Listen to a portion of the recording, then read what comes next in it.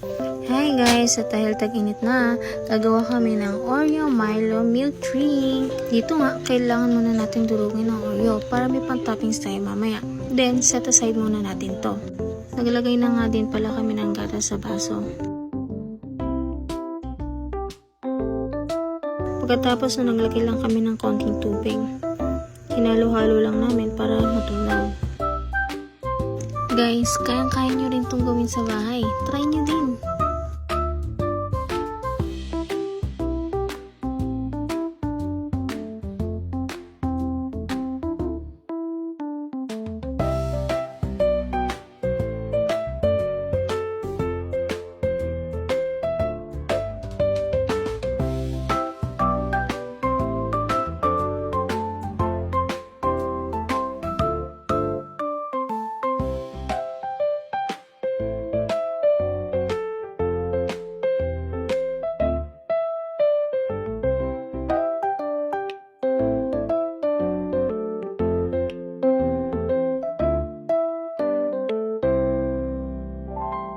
Oh guys, cheers!